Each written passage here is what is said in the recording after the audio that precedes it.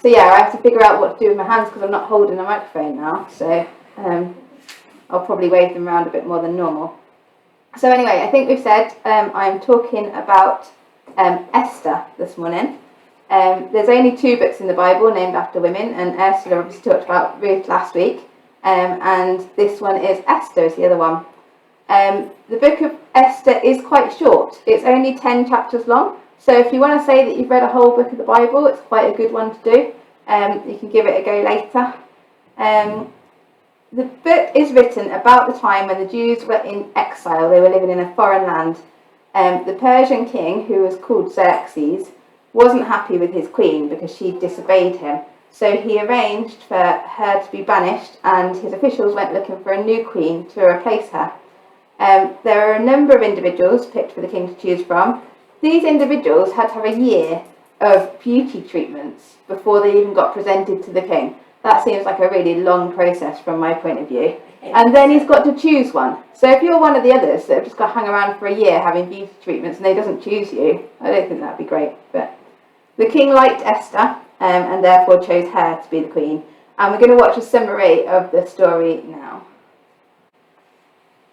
So I think that's quite an impressive story. Esther knows that if she goes into the king's presence without an invitation, she could be killed. But she also knows if she doesn't go, then all the Jews will be killed. And she finds the courage to try. But she doesn't just go straight in. She asks the Jews to pray for her, spends some days doing that. She gets a copy of the decree against the Jews, so that she's got all the facts. And she asks God for protecting her. She still has courage, but she says, if I die, I die. And then despite time being short, she still approaches the problem slowly and carefully, inviting the king for a second meal before revealing what she wants. And that delay allowed him the time to find out about how Mordecai had saved his life before, and maybe that helped change the king's mind. What about you? What would you have done? I can imagine that maybe I might have had enough courage to go to the king thinking that I'm going to die otherwise, so I probably would have done that. I'm not convinced I would have been quite so patient about it. I don't think I would have been preparing one meal and then preparing another meal and all of that. I feel like I would have just gone in, the king says it's all right to talk to me, and I would have just blurted it all out and expected him to sort it out there and then. Which possibly wouldn't have been the right way to do it. I'm not very good at being patient and looking for God at work in our lives or our city or our country or our world, to be honest. I much prefer the immediate response. Esther, in the book of the Bible, doesn't actually mention God at all.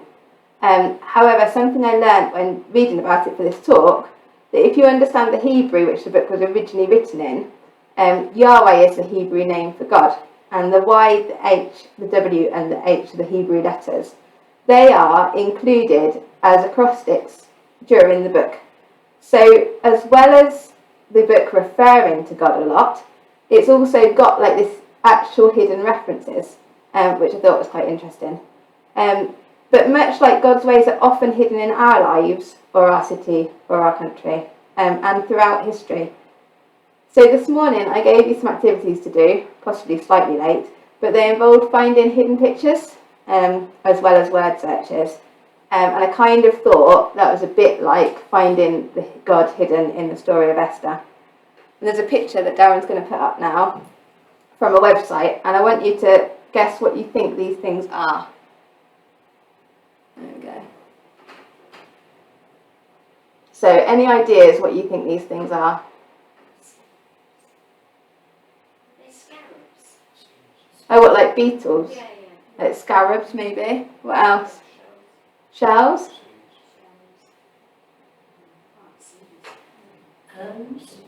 Urns, they do look a bit like urns. When I showed it to John, my husband, he thought they were jars. So, what they are actually are stick insect eggs.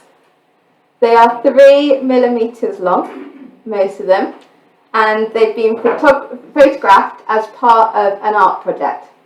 And the reason that I wanted to show them to you is because, to me, it's clear evidence of God at work in creation. There is absolutely no need that I can see for all the stick insects to have such varied and different types of eggs that look, I mean, you could say beautiful, you could say intricate. Some of you don't agree with beautiful, but there's so much to them, different shapes and everything. They're so small and so hard for us to see, it's likely that most people wouldn't notice God's work in this.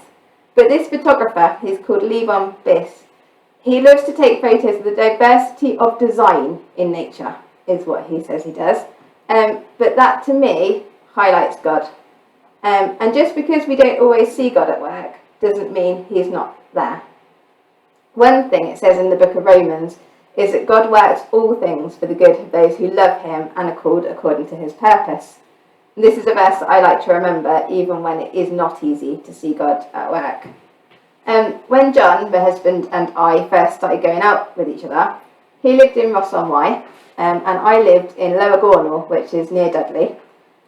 He couldn't drive and I didn't have a car. We spent lots of hours waiting for 2 buses and 2 trains to try and travel to see each other. And John worked for Xerox. Xerox closed, and when it closed, he got a job for Jaguar in Coventry, and we were very excited because that meant he was significantly closer to Dudley. Still not close enough in my opinion, but much closer than he had been before. And there was only 1 bus and 1 train to get between those two, so it was a bit easier. But when he first moved to Coventry, he couldn't feel God's presence. He didn't feel close to him at all. He kept looking for God in his life, but he couldn't see him. And it was some time later, after he'd been attending church, people had been praying for him, before he eventually felt close to God again. And yet God hadn't gone anywhere. Just because John had moved, he'd not forgotten to pack him and left him behind in Ross-on-Wye. God is with us all of the time, living in each of us who've invited him. He's always close and always there for us, and we do need to look for him. And sometimes that takes a little bit of time. Sometimes you don't feel as close, but God's still there. And if you look for God in the book of Esther, you can find him easily, even if not by name.